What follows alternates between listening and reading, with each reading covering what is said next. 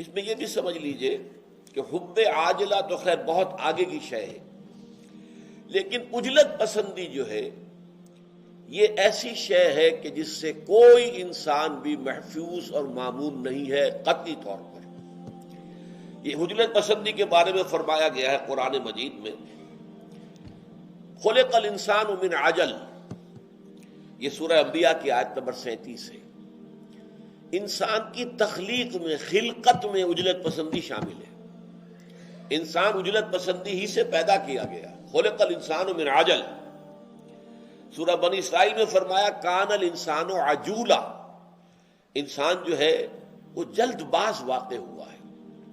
پھر فرمایا گیا سورہ طٰہٰ میں جب حضرت موسیٰ علیہ السلام اپنی قوم کو چھوڑ کر اور اللہ تعالیٰ سے کتاب تورات حاصل کرنے کے لیے کوہ طور پر وقت معینہ سے پہلے پہنچ گئے، تو انہیں تو خیال تھا کہ میرا شوق، میرا ذوق اللہ سے ملاقات کا، اللہ سے گفتگو کا، اس پر شاباش ملے گی۔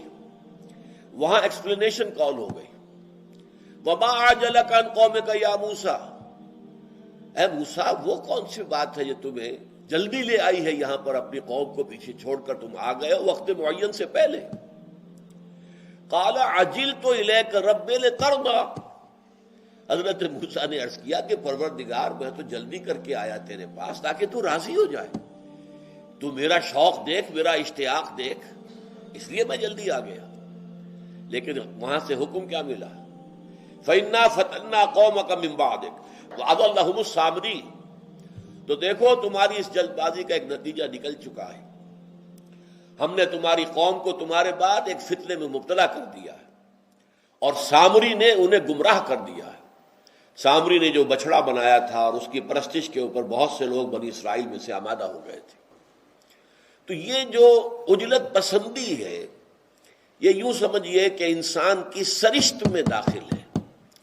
سرشتن کہتے ہیں گوندنے کو، یعنی یہ کہ جو عناصر گوندھ کر انسان بنایا گیا ہے اس کے اندر شامل ہے عجلت پسندی، جلدی، اور کوئی بھی جیسا کہ میں نے سرچ کیا اس سے بری نہیں ہے۔ حضرت موسیٰ علیہ السلام نے چاہے وہ عجلت خیر میں ہو چاہے شر میں ہو، خیر میں بھی عجلت نہیں ہونی چاہیے۔